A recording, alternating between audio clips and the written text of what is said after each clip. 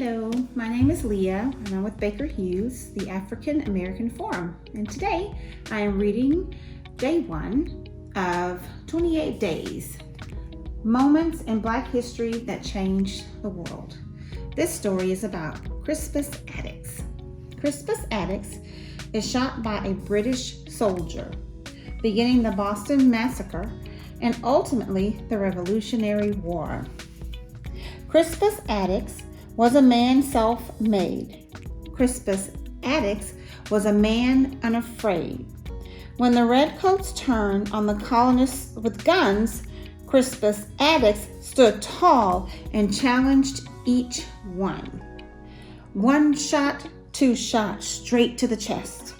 Crispus Attucks went down, his heart put to rest. A slave, a soldier, a patriot was he. Crispus Attucks struck the first blow for liberty.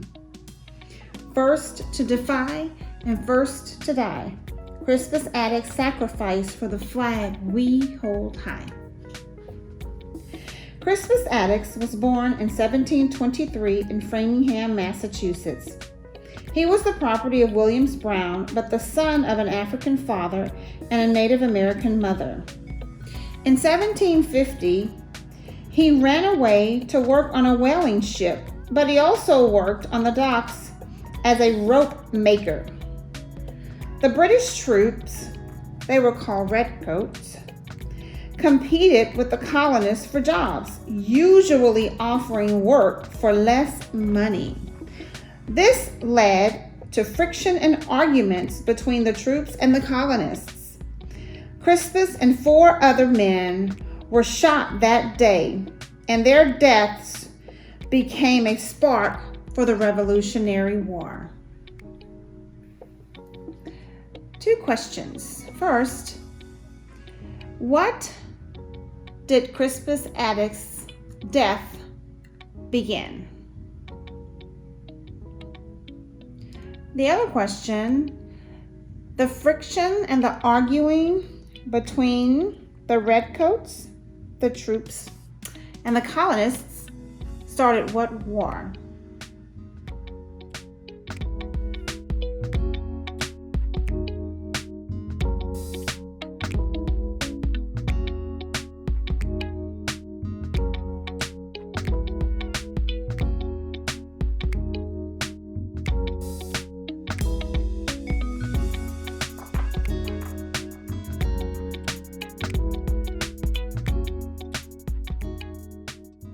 Hey guys, my name is Lynn Buckley.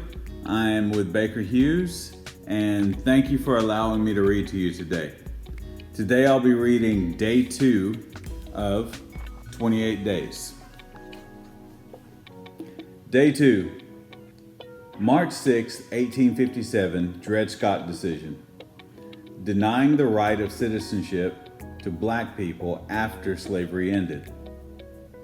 In quotes, we think they, people of African ancestry, are not, and that they are not included and were not intended to be included under the word citizens in the Constitution, and can therefore claim none of the rights and privileges which that instrument provides for and secures to citizens of the United States. They had for more than a century before been regarded as beings of an inferior order and altogether unfit to associate with the white race, either in social or political relations, and so far inferior that they had no rights which the white man was bound to respect, and that the Negro might justly and lawfully be reduced to slavery. He was bought and sold and treated as an ordinary article of merchandise and traffic whenever a profit could be made, end quote. And that's a statement from Chief Justice Roger Taney from the U.S. Supreme Court. A little more history to Mr. Dred Scott. Dred Scott was born a slave in Virginia and was the property of Peter Blow. When his master died, Scott was then bought by Dr. John Emerson, an Army surgeon. Emerson traveled to Illinois and other parts of the modern-day Midwest. Taking Scott with him, Emerson also died, so Scott went back to Mrs. Emerson to purchase his freedom for $300 because he lived for a time in Illinois, a free state. She refused. Scott then took his case to court to purchase his freedom under the premise that he was a citizen of the United States. So, since he felt he was a citizen because he lived for time in free states, he felt he could buy his freedom. So it's a great article, and if you have the time, you should look more into Mr. Dred Scott as well. Thank you for listening.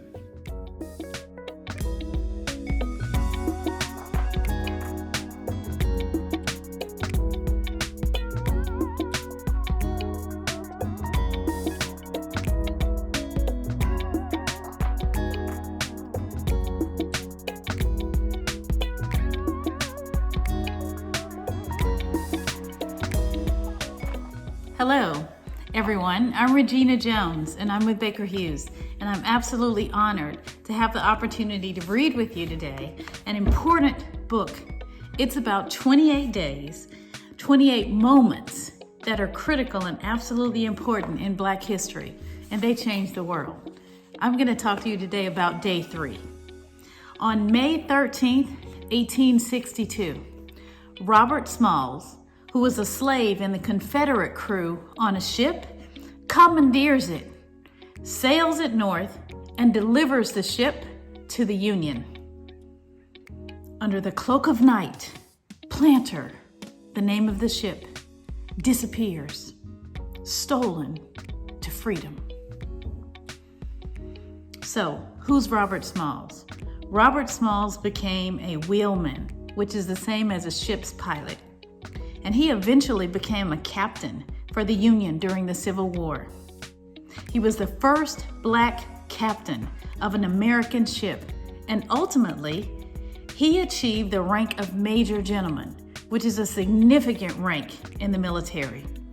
Robert was unable to read or write, but that did not stop him from speaking with President Abraham Lincoln about the Union and how they were using slaves in the military. He later became a popular speaker and took that skill into politics, where he served 5 terms in the U.S. Congress, working adamantly and aggressively for the rights of Blacks. So please think about Robert Smalls and all of the work he did, because we should be absolutely proud of that. Thank you.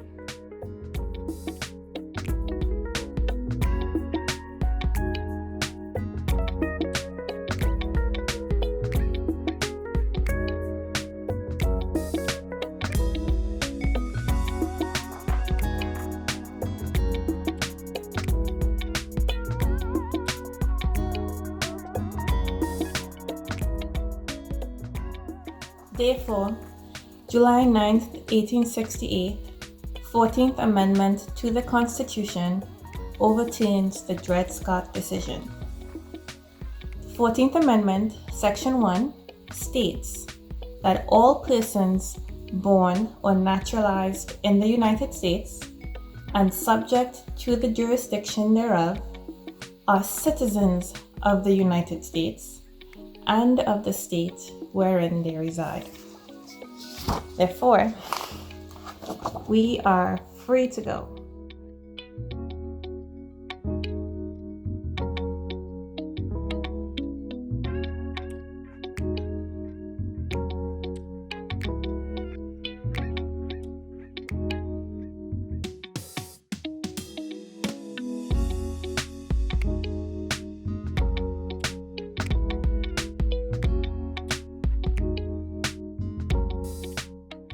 Hi boys and girls, my name is Futitenda and I am a Cameroonian but I'm based in Malaysia.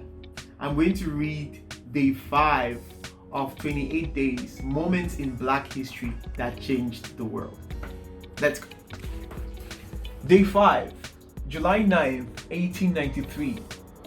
Daniel Hill Williams successfully performs first heart operation before the inventions of penicillin, antibiotics, or x-rays. Stab wounded heart, fills chest with blood. No medicine, doctor is tested. Chest incision reveals heart. With calm, doctor reveals skill. Daniel Hill Williams received his medical degree from Chicago Medical College in 1883. Upset that Black men were not allowed treatment in most hospitals, he opened Providence Hospital in Chicago, Illinois. Providence accepted doctors and patients of all colors. When James Cornish, a Black man, came into the hospital with a stab wound to the chest, Dr. Williams concluded after observation that Mr. Cornish had internal chest bleeding. Using new sterile techniques, Dr. Williams was able to avoid internal infection, and James Cornish would live another 20 years. I have 2 questions for you. Question number 1 would be, where did Dr. Daniel do his medical degree? Question number 2, in what year did he perform this amazing operation? Thank you.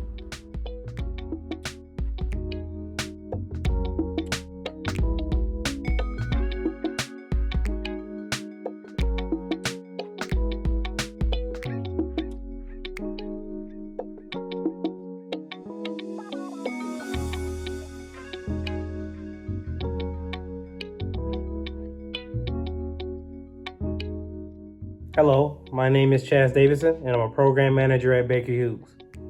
Happy to be here today to read a great book to you. 28 Days, Moments in Black History That Changed the World. Today I'll focus on Chapter 6, which talks about Day 6, May 18th, 1896, Plessy versus Ferguson decision, stating that separate but equal facilities were fair. That the Separate Car Act does not conflict with the 13th Amendment, which abolished slavery, is too clear for argument. A statute which implies merely a legal distinction between white and colored races. A distinction which is founded in the color of the two races and which must always exist so long as white men are distinguished from other race by color, has no tendency to destroy the legal equality of the two races. The object of the 14th Amendment was undoubtedly to enforce the absolute equality of the two races before the law. But in the nature of things, it could not have been intended to abolish distinctions based upon color or to enforce social as distinguished from political equality or a commingling of the two races upon terms unsatisfactory to either. When Homer Plessy, a black shoemaker, tried to sit in the white portion of a railroad car, he was asked to leave because of his skin color. He refused and was arrested. Plessy decided to sue, arguing he was protected under the 13th and the 14th Amendments. His case started in New Orleans and progressed all the way to the U.S. Supreme Court. So a couple questions here. The Plessy versus Ferguson case upheld what practice? Segregation. Segregating the two races based on color. A second question is, what is the overall doctrine that this Plessy versus Ferguson case made legal? Separate but equal. Okay, and one more bonus question. I'm wearing a hat that says the Tuskegee Airmen. Who are they and what are their significance in our history?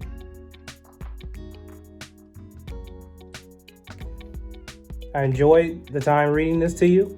Enjoyed learning more about our history and you learning more about it. Looking forward to you getting an opportunity to read the book. Stay safe and have a great day.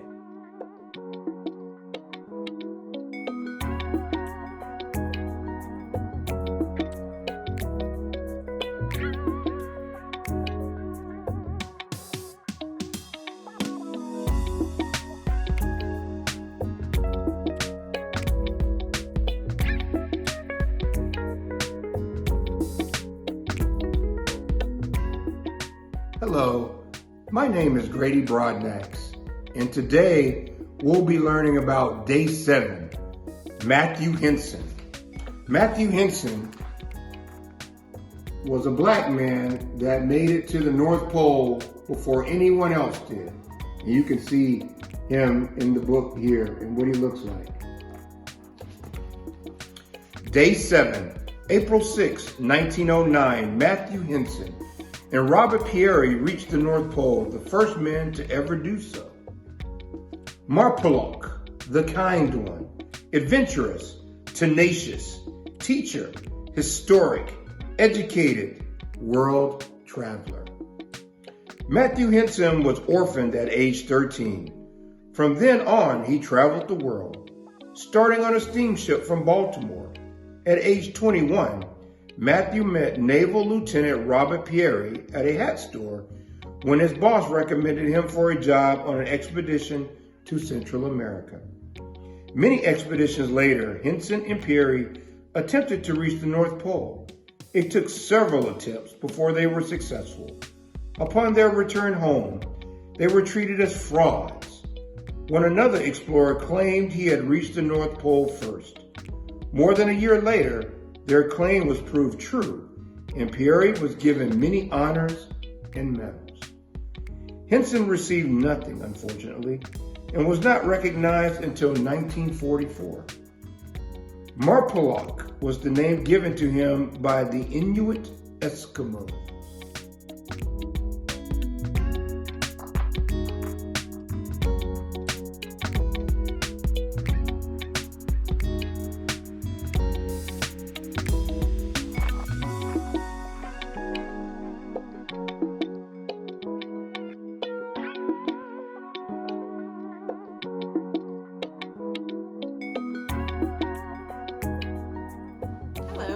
Today I am going to spend time with you reading about Harriet Tubman.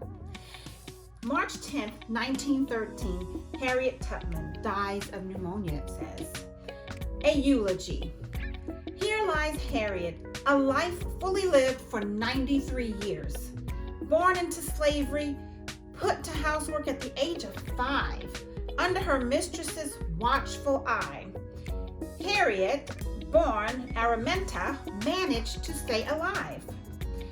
Was young Araminta, called Minty, greeted with the whip the start of each day? Yes, she was.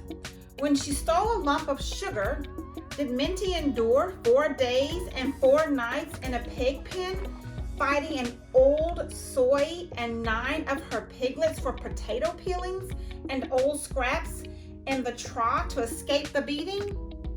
Yes, she did. Did Minty endure a blow to the head that cracked her skull, giving her a lifetime of headaches, blackouts, and visions? Visions she felt were messages from God. Stunning visions of flying and freedom, terrifying visions of hoofbeats and mothers screaming as their babies are stolen away. Minty endured. Oh yes, Sister Harriet endured. And that endurance was tested as she dreamed of vision. She dreamed of freedom, the dream growing stronger each day after her sisters were sold away. Araminta Ross soon became Harriet Tubman when she took her mother's first name and her husband's last name. And Harriet was no longer a child but a young woman. Oh, how Sister Harriet yearned for freedom. And if you knew Harriet like I knew her, you would know that she believed there was one of two things she had a right to: liberty and death. If she couldn't have one, she wouldn't have the other.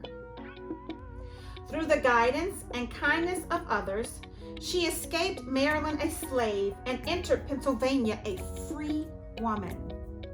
The joy, that glorious golden day, was a nectar Harriet knew others had to taste.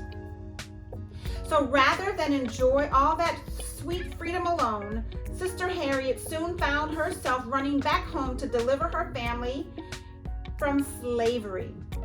A task she accomplished, which was no small feat, a task she would then continue to repeat. From south to north, she delivered slaves, guiding them at night under the stars' gaze. Any slaves on the journey who wanted to retreat had a pistol pointed at them as Harriet silenced them. Celebrated in the north, a wanted criminal in the south, Harriet continued. But as the years passed, she took care of others, especially the elderly, including her father and mother. Harriet, we salute you, courageous and brave. Harriet, we find strength in you, always unafraid. Harriet Tubman was known for her work as a conductor with the Underground Railroad, which was not an actual railroad, but a network of people and trails used to help slaves escape to the north where slavery was illegal. Through the use of song, slaves were able to communicate with each other. Through the use of quilts, slaves were able to know which houses were safe for them to approach for help. Harriet became very skilled at leading slaves north and took pride in never losing a passenger. Harriet's skill was put to use in the Civil War, where she worked as a nurse, a cook, and a spy. Working with slaves, Harriet got information about the Confederate Army that led to many Union victories. For all her help during the Civil War, Harriet Tubman was buried with full military honors in Auburn, New York.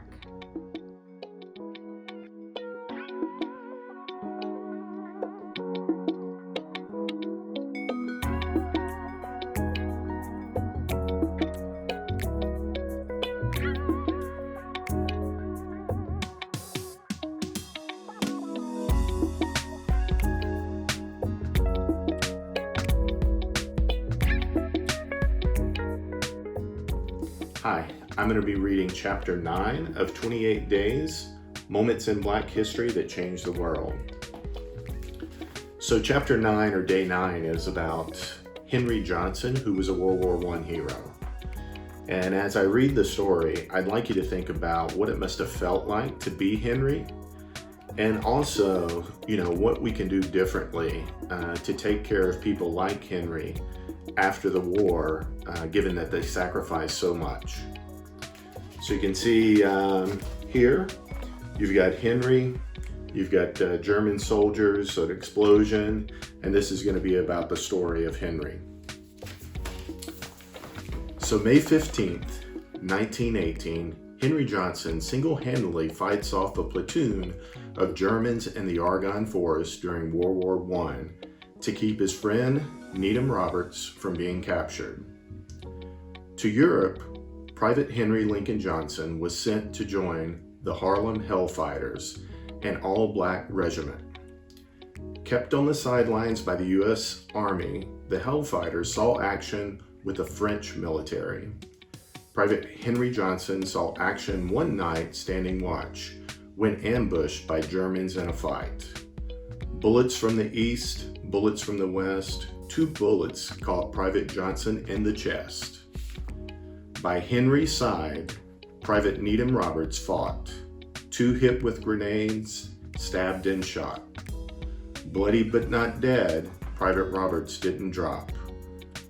Wounded 21 times, Private Johnson did not stop. Grenades exploded, his bolo knife sliced, as Private Johnson fought for his and his friend's life. 8 critical wounded and 4 dead Germans lay, the commander included, so the enemy ran away. The Harlem Hellfighter lived up to his name and returned home to a hero's acclaim. Now I'd like to just read a little bit, a summary about Henry. For his heroic act, Henry Johnson was the first American to receive the Croix de Guerre, the highest French military honor.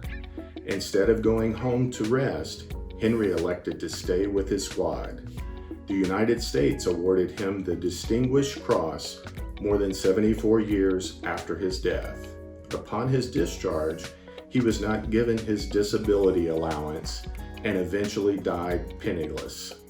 Despite rumors that he was buried in an unmarked grave, Henry Lincoln Johnson was buried in Arlington National Cemetery with other American war heroes. So that's chapter 9, and that's Henry Johnson. Thanks for allowing me to read to you.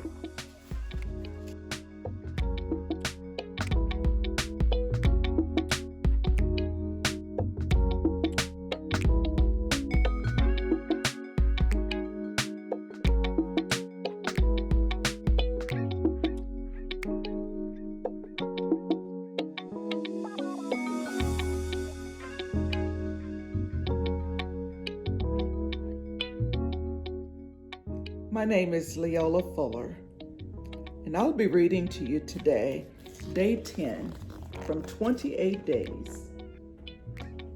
Moments in Black History that Changed the World. May 25th, 1919, Madam C.J. Walker dies as the richest Black woman in America. A eulogy. Friends, we are gathered here today to pay our respects and put to rest Sister C.J. Walker, known to the world as Madam C.J., born to her parents as Sarah Breedlove.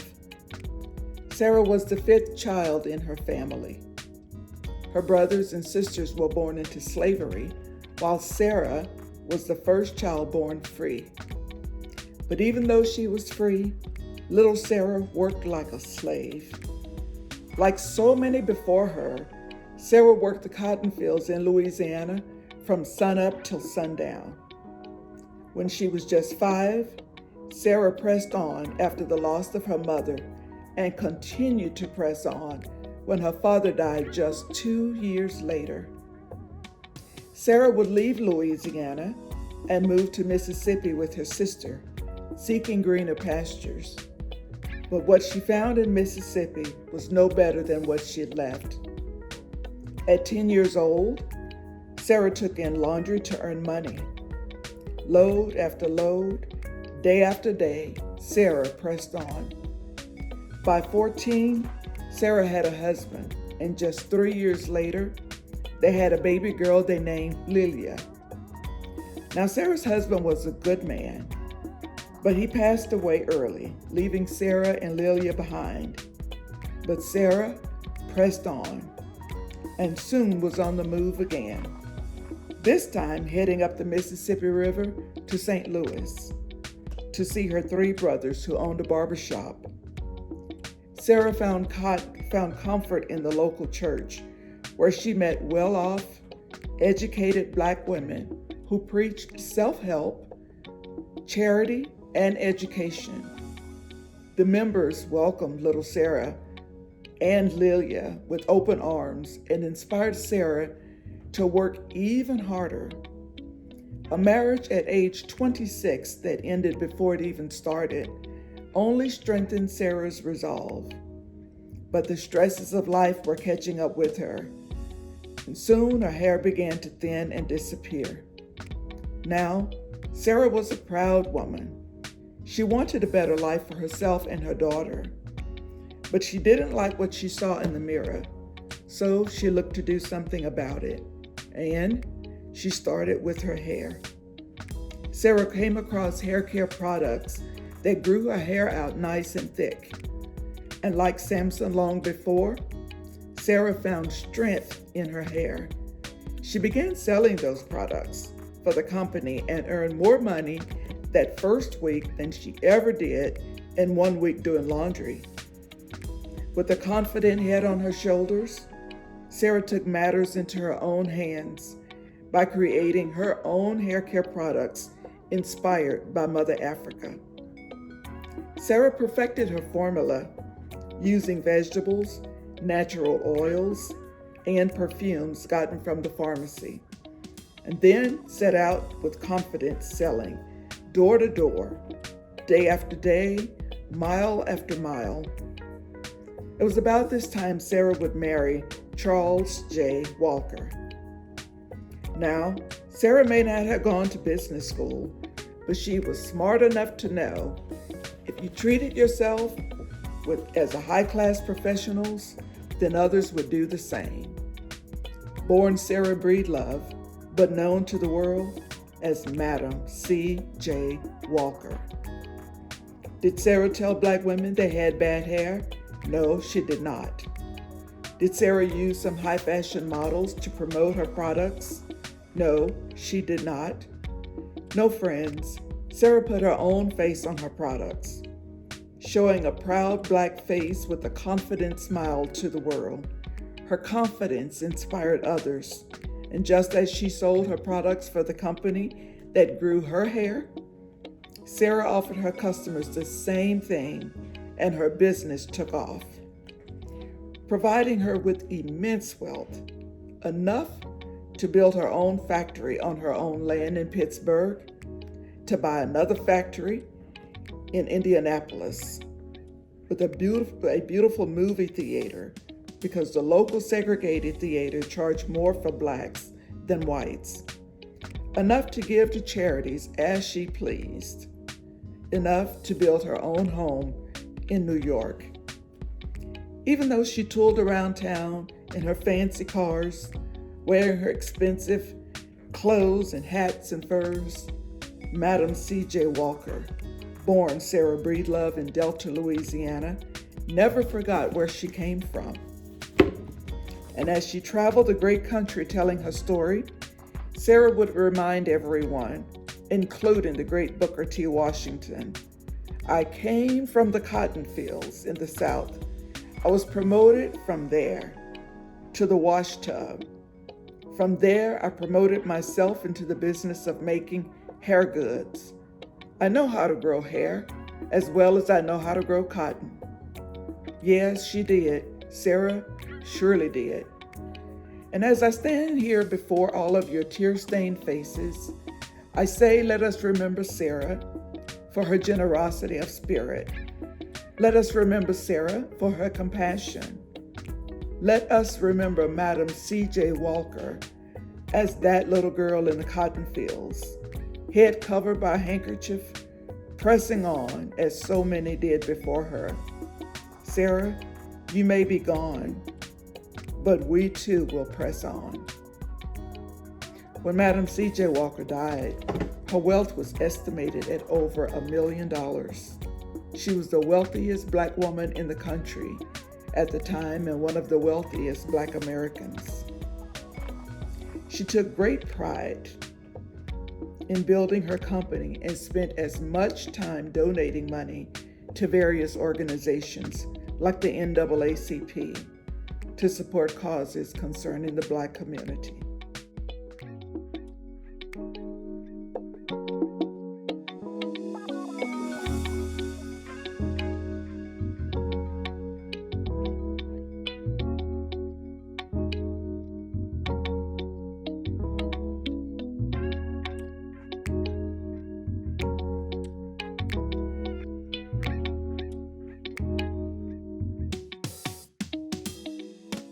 Okay, day 11.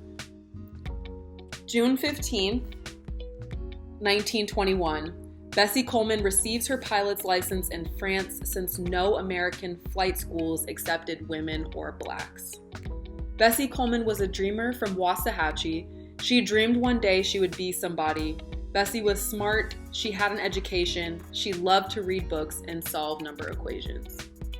Bessie took her dreams up north to see her brother's barber shop in the Windy City. Bessie got a job filing soldiers' nails, and she listened as the soldiers told her tales. Tales of lady pilots flying high, doing figure eights and loop-de-loops in the French sky. So Bessie sailed off to France, learning the French would give her a chance, and given a chance, Bessie took off and flew on the wings of her dreams into the wild blue. Bessie Coleman was 29 years old when she received her pilot's license from the Federation Aeronautique International. Since the license was international, Bessie was able to fly anywhere in the world, something she would not have been able to do if she studied in the United States. Robert Abbott, publisher of the Chicago Defender newspaper, told Bessie of the schools in France.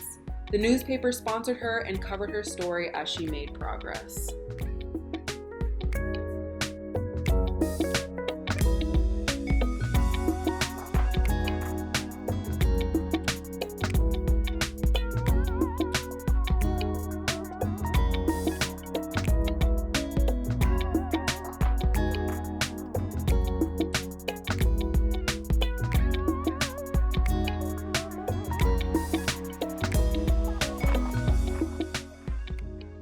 Day 12, August 9th, 1936.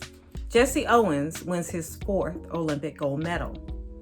The eyes of Hitler focus in on the track on Olympian Jesse Owens, American and Black.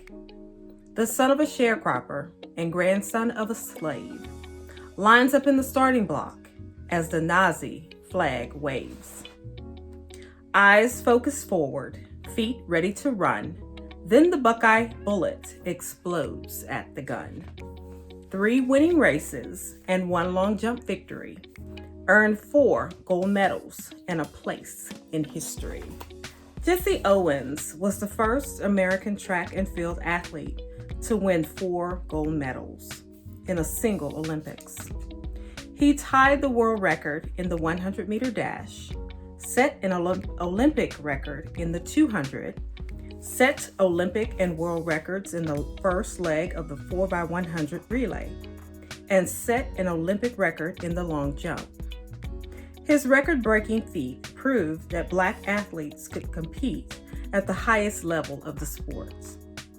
He was born in Alabama, but raised in Ohio, which is where his nickname, the Buckeye Bullet, came from. Jesse Owens.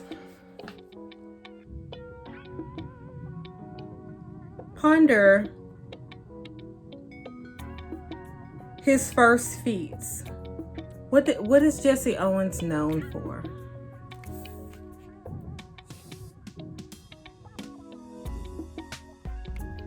What is Jesse Owens' nickname? And why does he have this nickname?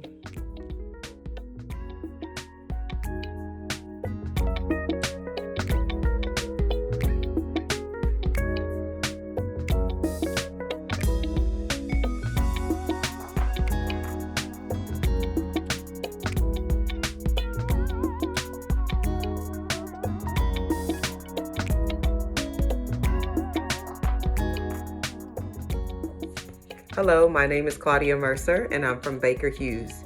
Today I'm going to be reading chapter 13 or day 13 out of the 28 Days book. So on day 13, April 9th, 1939, Easter Sunday, Marian Anderson performs at the Lincoln Memorial.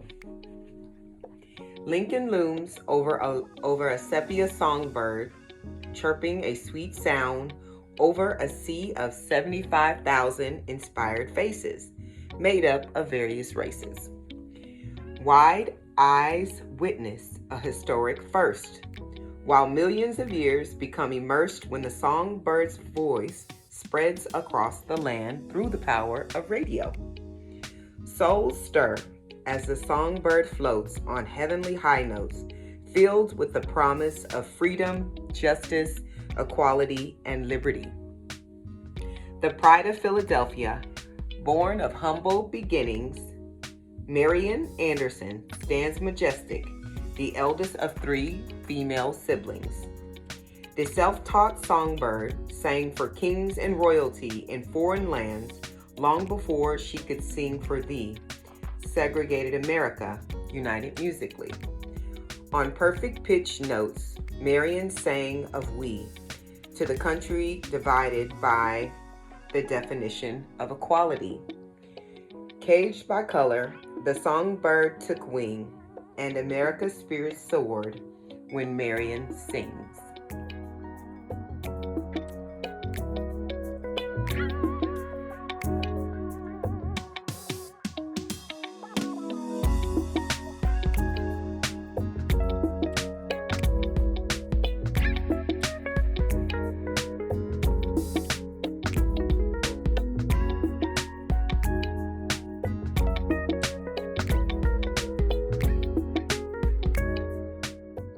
Day 14, April 15th, 1947. Jackie Robinson, the first African American to play in a Major League Baseball game. Pigeon-toed feet, well-traveled cleats, step onto the field, ready to compete. Blue socks rise under bright white pants at the rookie first baseman with a bat in his hands. Dodgers on the front, 42 on the back of Brooklyn's new ball player, first name Jack, last name Robinson, skin color black, digs in carrying his race on his back. The first man of color to step up to the pro plate, rose through the ranks despite the taunts of hate. But fear and taunts could not hold Jackie back from baseball, basketball, football, and track. A 4-sport star at UCLA, Georgia-born Jackie fought hard just to play. Eyes focus in on the pitcher on the mound, ready for the fastball aimed at his crown. Cheers rise up from every black face as the first pitch is thrown and the color line erased.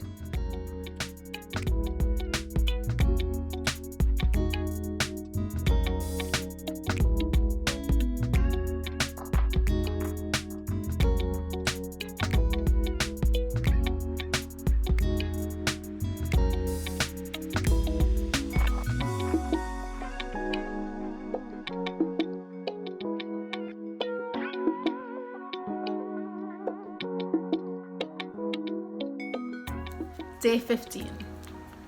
May 17, 1954, Brown versus Board of Education decision, eliminating segregation in schools.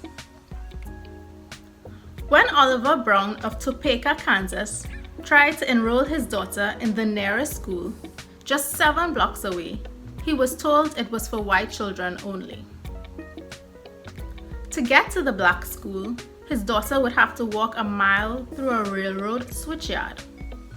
Her name was Linda. Her case, and many others like it, were filed under one claim and questioned if schools could truly be separate but equal.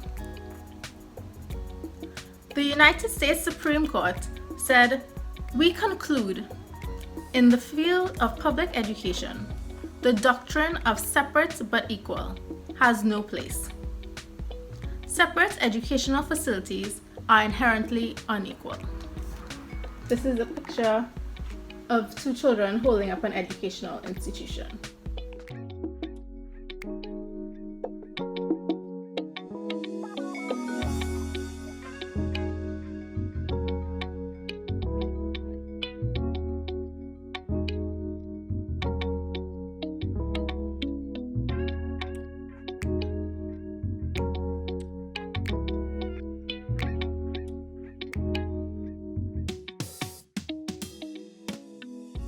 Hi, my name is Nia, and I'm with Baker Hughes African American Forum.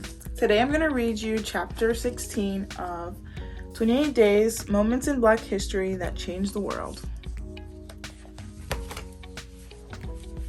Day 16. December 1st, 1955, Rosa Parks sits. With tired feet and courage in her eyes, on a bus in Montgomery, Alabama, Rosa sat so others could rise. Christmas lights lit up the December skies as fatigued soul sat still, with tired feet and courage in her eyes. Black faces obeyed the swallowed sighs, when told move to the back, but Rosa sat so others could rise. Police made an arrest when there was no reply from the seamstress with spectacles, with tired feet and courage in her eyes. To jail with eyes focused on freedom's prize, the colored line was crushed when Rosa sat so others could rise. Standing up to injustice by taking a seat with tired feet and courage in her eyes, Rosa Parks sat so others could rise. Rosa Parks inspired the civil rights movement when her story spread across Montgomery.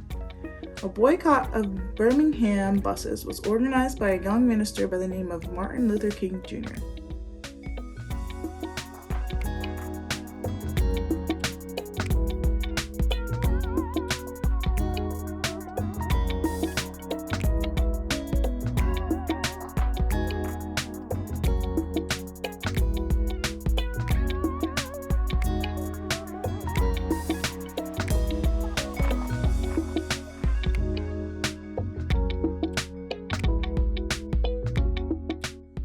Hi everybody, I'm Jen Hartzog, and I'm here to read to you today, Day 17 from the 28 Days, Moments in Black History That Changed the World.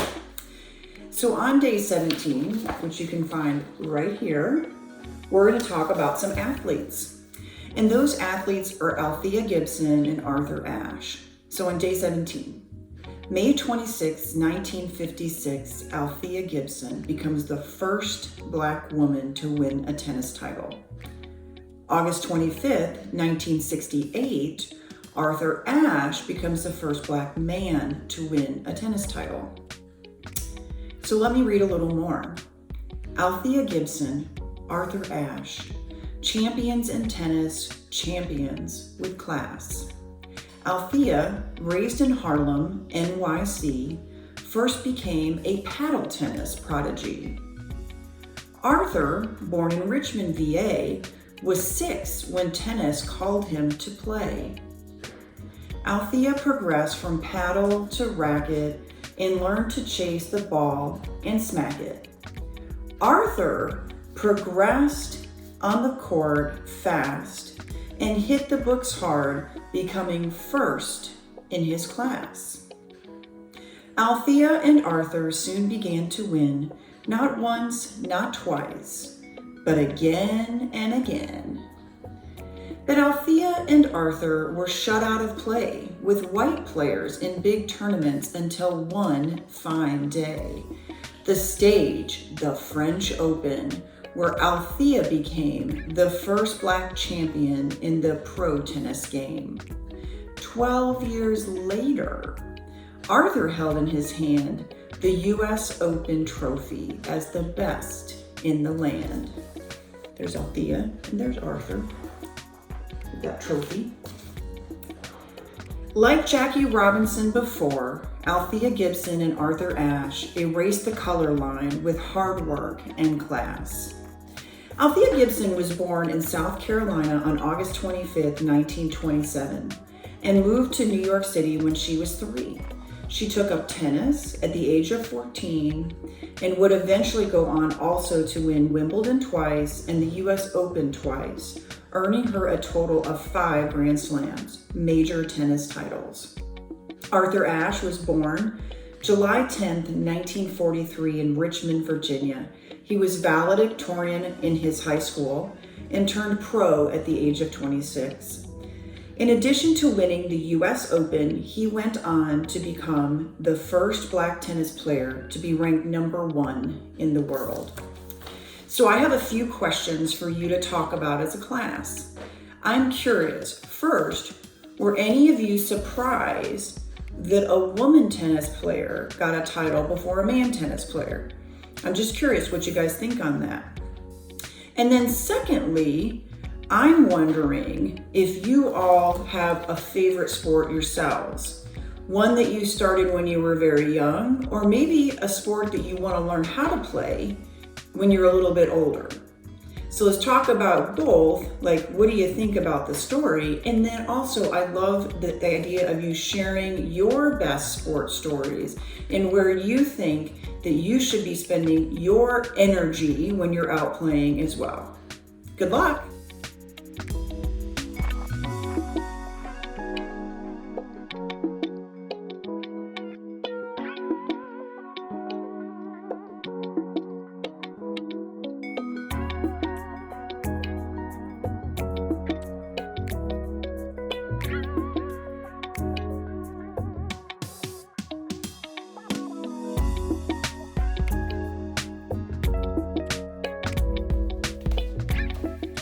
Day 18, September 25th, 1957, the Little Rock Nine attend classes in Little Rock Central High School under the protection of the U.S. Army's 101st Airborne Division.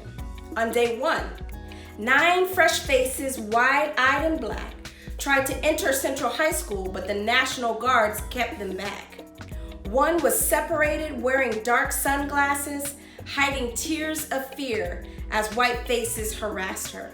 Bayonets greeted them and turned them away as a chant rang out from the chaos to say, 2, 4, 6, 8, we don't want to integrate. 2, 4, 6, 8, we don't want to integrate. Day 2. 2 weeks later, no guards, just a crowd, about 1,000 strong, stood hostile and loud. Through a side door, the students slipped through quiet, but news of their entry caused a near riot. Trapped in the school, police smuggled them away in cars through a mob with guns on display. Day 3. The next day, the president put Little Rock in line by sending troops to protect the Little Rock Nine. Helicopters and soldiers created an atmosphere of war as the students were escorted to the door. 9 brave teenagers dealt a blow to segregation when they ascended the steps to an equal education. When it was learned that the little black students would attempt to enter segregated Central High in Little Rock, Arkansas, the governor ordered the National Guard to keep them out. The students were chosen from an area schools because of their good grades and included Ernest Green, Elizabeth Eckford, Jefferson Thomas, Terrence Roberts, Carlotta Walls, Minnie Jean Brown, Gloria Ray, Thelma Mothershed, and Melba Patillo. Rather than be forced to integrate, the governor closed all schools the following year.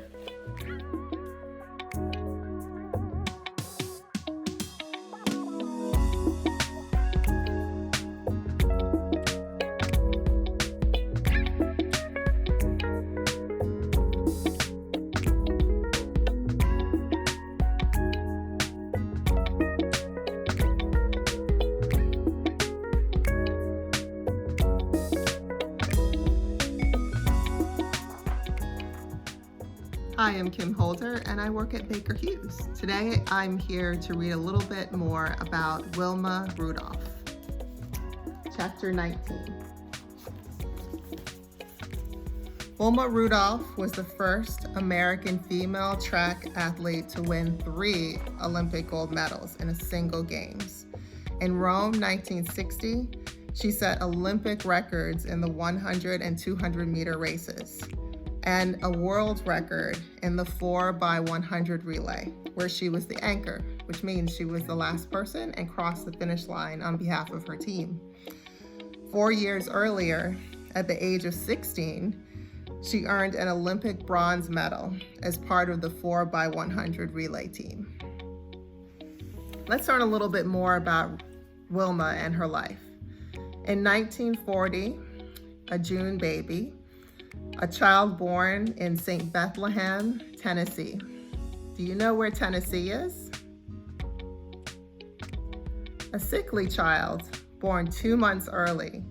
just 4.5 pounds, but a bundle of energy. 19 siblings. Can you imagine?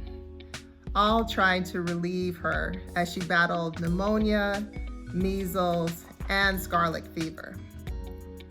If you have siblings, can you think of ways they have tried to help you when you're not feeling well?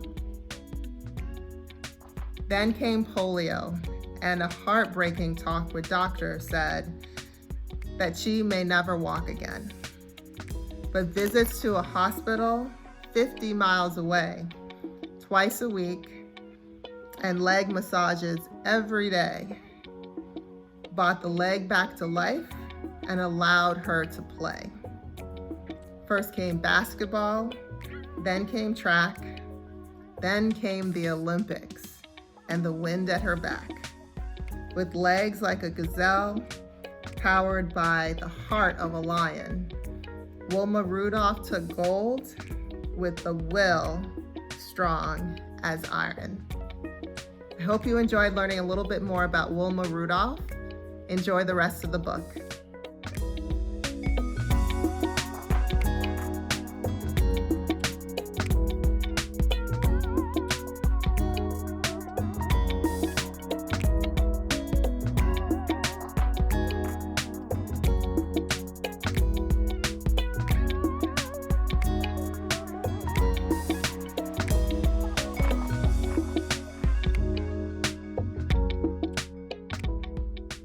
Day 20, August 28, 1963. March on Washington. Martin Luther King Jr. delivers "I Have a Dream" speech.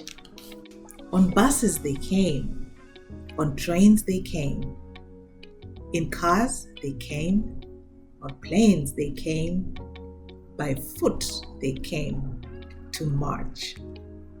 With blisters on their feet they came, with purpose in their step they came, with strength in their spirit they came, with hope in their heart they came to march.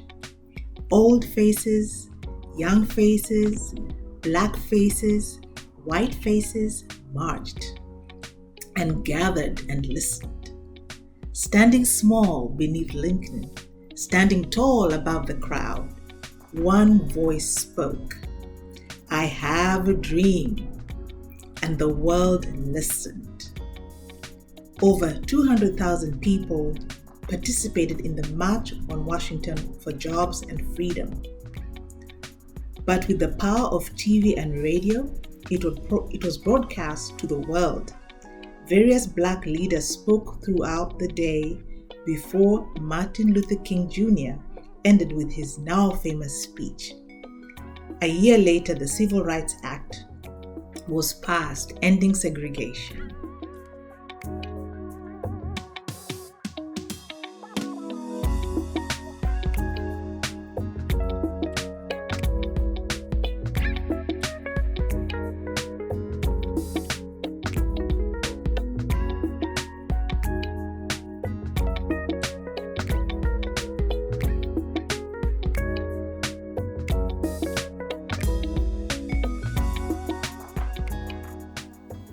Day 21, February 21st, 1965.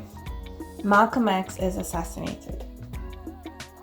Black, fiery, and never yielding, Malcolm X electrified masses by preaching self-respect, intelligence, freedom, action, devotion, discipline, and self-determination, making him a dangerous revolutionary. This is a depiction of Malcolm X.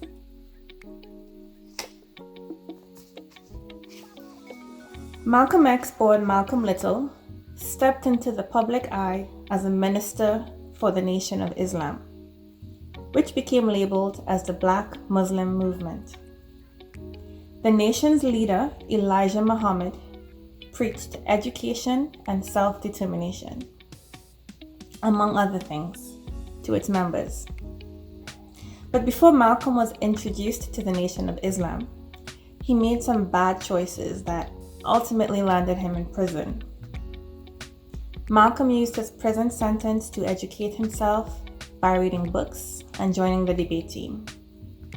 Upon his release, he put his words to work by giving speeches for the nation to attract new members. When Martin Luther King Jr. preached nonviolence, Malcolm X had a different point of view that focused on standing up to injustice by any means necessary.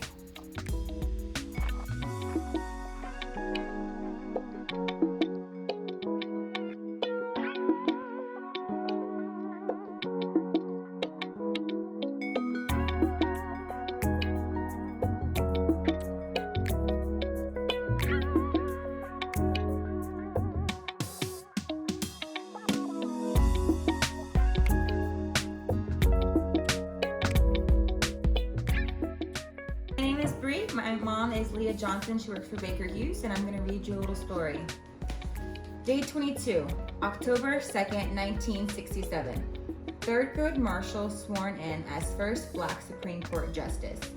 I, Thurgood Marshall, do solemnly swear to affirm that I will administer justice without respect to persons and do equal right to the power and to the rich, and that I will faithfully and impartially discharge and perform all the duties incumbent upon me as Associate Justice of the United States Supreme Court, according to the best of my abilities and understanding, agreeably to the Constitution and laws of the United States, so help me God.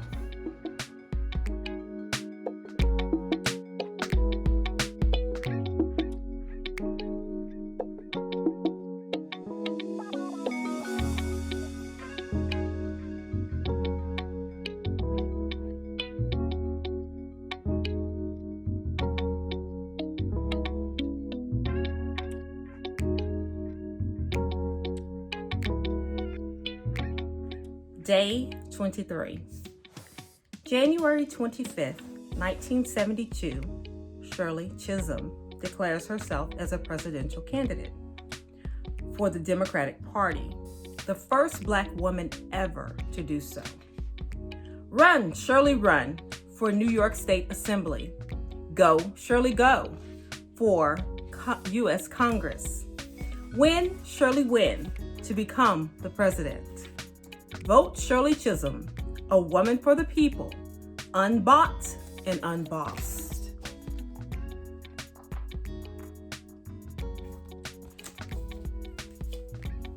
Shirley Chisholm became interested in politics when a political science professor at Brooklyn College suggested she had a natural talent for it. Shirley was born in Brooklyn, New York, but lived from age 3 to 10 in Barbados, a former British colony.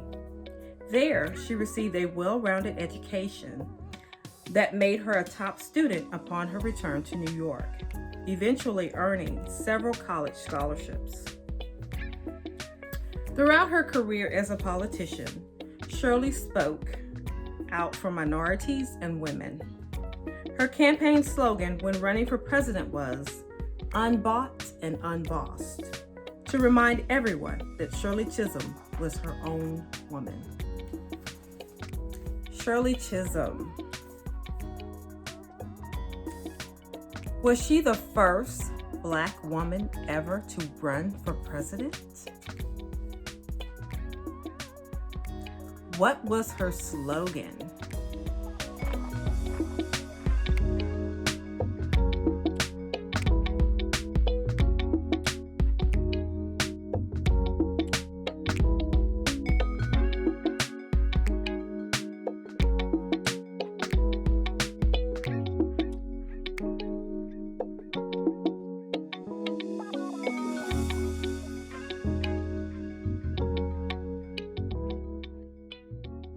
Day 24 is about Hank Aaron. He's a baseball player, as you can see from his outfit. April 8, 1974, Hank Aaron hits his 715th home run, breaking Babe Ruth's long-standing career home run record. Hack away, Hank, Get a hit, get a ribby. Hack away, Hank, hack away at history. Gehrig, Williams, Mantle all fell as Hank hacked away to left, right, and center field. Hank kept hacking and soon took aim at the home run record with Babe Ruth's name. Tied with Willie Mays, Hank hacked for the crown and blasted a slider that took the Babe down. The stadium exploded into chants and cheers as black faces flowed with pride and tears. Hank, born Henry Aaron, took the home run record from Babe Ruth in his 20th year in the league. As he got closer to the record, he and his family received hate mail and death threats because of his race. When fans heard about this, they countered with letters of support, which pushed Hank harder to achieve the record. As of this writing, Barry Bonds has since taken the home run record, but Hank still holds the record for most RBIs, which are runs batted in.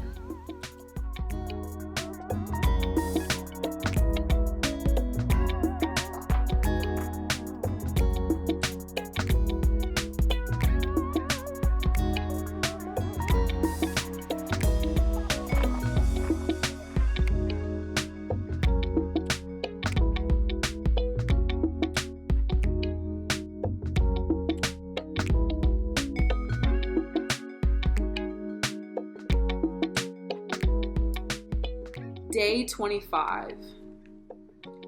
August 30th, 1983, Guy Bluford becomes the first black astronaut launched into space aboard the Space Shuttle Challenger. September 12th, 1992, Mae Jemison becomes the first black female astronaut in space aboard the Space Shuttle Endeavour. 1. Guy Bluford is the first black to launch into space. Mae Jemison is the first female to launch into space. 2. Guy was a Boy Scout and achieved the ranking of Star Scout, just 2 below the highest ranking of Eagle Scout. Mae has 2 older siblings, Ada, Sue, and Ricky. 3. Guy is the oldest of 3 boys. In the 3rd grade, Mae begins a science project called Eras of Time and completes it in the 6th grade. 4. Guy has 4 college degrees, a bachelor's, master's, and doctorate in aerospace engineering, and a master's of business administration. In the 4th grade, Mae cuts her hair into a short afro. Since many had the hairstyle and she was tall, she was often confused for a boy. 5. Guy is one of 5 astronauts aboard the Space Shuttle Challenger. At age 5, Mae declares she wants to be a scientist when she grows up. "Don't you mean a nurse?" her kindergarten teacher says. "No, I mean a scientist," Mae says. 6. Guy spends 6 days orbiting into space. In the 6th grade, Mae spends hours in the library studying space. 7. Guy was a test pilot for 7 different types of aircrafts. Mae skipped the 7th grade because she read at a college level. 8. Guy is chosen as a part of NASA Group 8, the first class of orbiting space shuttle astronauts. Some 8,000 applied, 35 were accepted, including Guy and 2 other black astronauts. Mae begins taking dance class at 8 years old. She learns she's afraid of heights when taking the elevated train to class in Chicago. 9. Guy is born on November 22nd, 1942, 9 months after the Tuskegee Airmen become the first all-black flying unit. In the 9th grade, Mae enters high school at age 12. 10. As a young boy, Guy Bluford enjoys building model airplanes and dreams of one day building real ones. Mae Jemison is born in the 10th month, October, on the 17th in 1956. Guy Bluford logged 688 hours in space and retired from NASA in the Air Force in 1993. He was inducted into the International Space Hall of Fame in 1988. Mae Jemison logged 190 hours in space on her only mission. She left NASA in 1993 to pursue a private career in the sciences.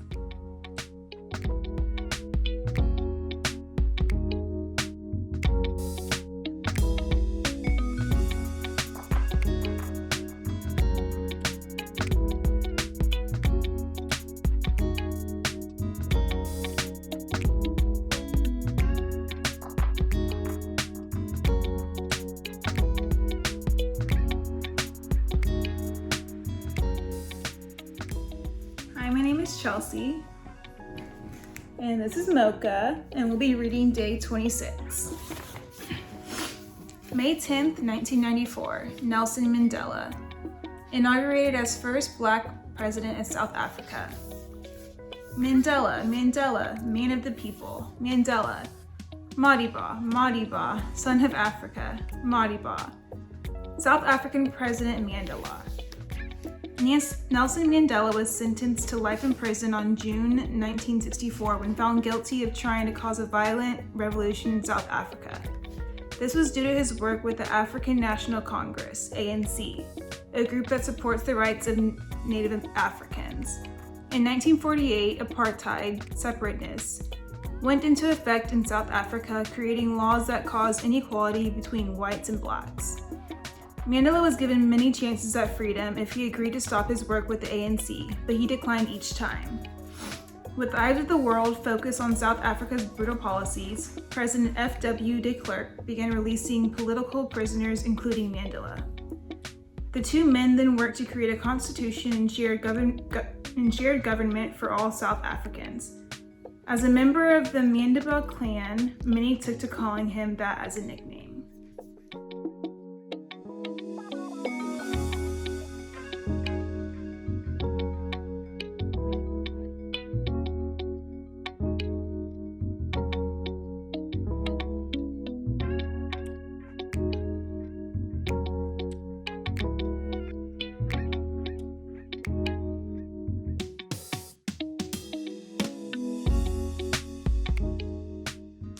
Hi, my name is Nia. I'm from Baker Hughes African American Forum.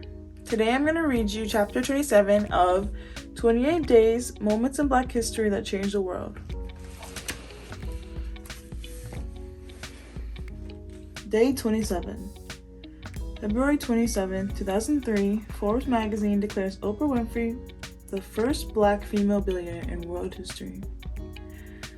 1. Oprah Gail Winfrey, born to a single mother. 10. Balance between mother and father in Milwaukee and Nashville. 100. Out of control child moves in with disciplined father. Father requires a book report a week, and she becomes an honor student. 1000. Full scholarship earned to Tennessee State University to study speech communications and performing arts. 10,000. Bubbling radio personality in Nashville becomes TV news co-anchor in Baltimore. 100,000. Awkward co-anchor blossoms as outgoing talk show co-host. 1 million. Co-host in Baltimore becomes host in Chicago. 10 million. Chicago talk show host becomes movie star in The Color Purple. 100 million. Movie star becomes TV star when talk show goes to national audience. 1 billion. Host plus actress plus TV producer plus film producer plus magazine publisher equals Harpo Productions. Oprah spelled backwards. From Oprah Winfrey to Oprah to just O. Oprah Gail Winfrey was born in Mississippi. Her grandmother raised her early on and taught her to read at a young age. Ever since she was 3, Oprah shared a gift for performing and connecting with people. It began in local churches where she recited Bible verses. It progressed in high school when she competed in drama recitals. Her positive outlook on life came from overcoming many personal obstacles, which she shared on TV. Like Madam C.J. Walker before her, Oprah works just as hard as giving her money away as she does earning it. She opened a girls' school in South Africa and donates money to individuals who help others.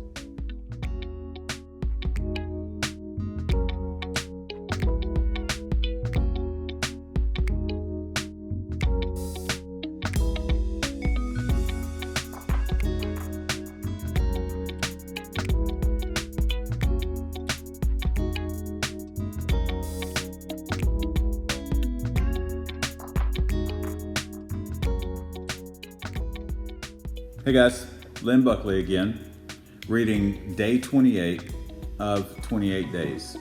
And again, I am so grateful to read this page and this story to you guys. One of my heroes. Day 28, January 20th, 2009, Barack Obama, inaugurated as first black president.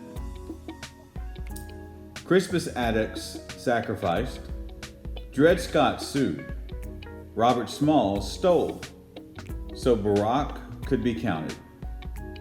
Daniel Hale healed, Matthew Henson conquered, Harriet Tubman led, Henry Johnson fought, Madam C.J. Walker built, so Barack could dream.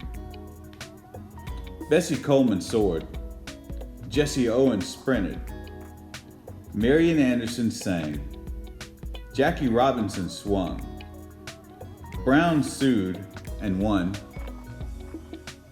so Barack could stand. Rosa sat, Althea and Arthur smashed, the Little Rock Nine endured, Wilma soared, Martin marched, Malcolm challenged. Thurgood was sworn in. Shirley ran, so Barack could run. Hank hacked away. May and Guy launched. Mandela inspired. Oprah earned, so Barack could win. Number 44, America's first black president.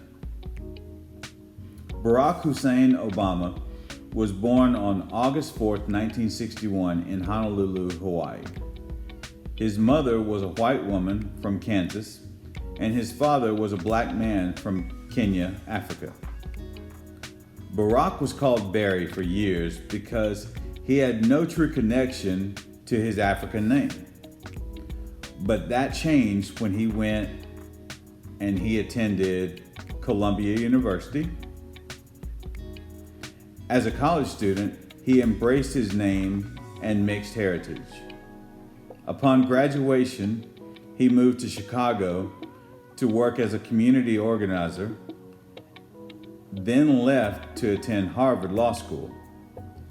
He felt that even though he was able to help people, a law degree would allow him to help even more. Eventually, he returned to Chicago to work again as an organizer, but then entered politics, where he began his career as an Illinois state senator. 8 years later, he became a U.S. senator, and just 4 years later, he became President of the United States. Thank you.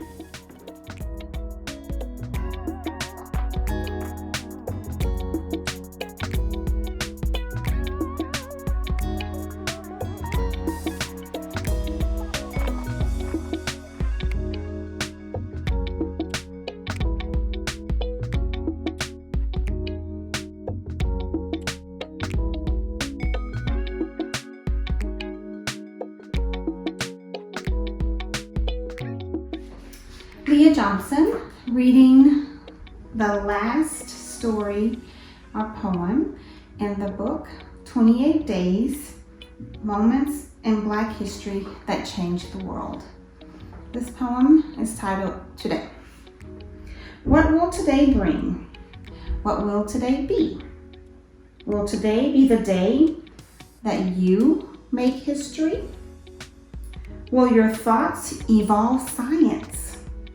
Will your skill earn gold? Will your life story be one worth being told? Will your questions change laws? Will your words inspire others? Will your name be passed on by fathers and mothers? Will the fire in your spirit spark a revolution?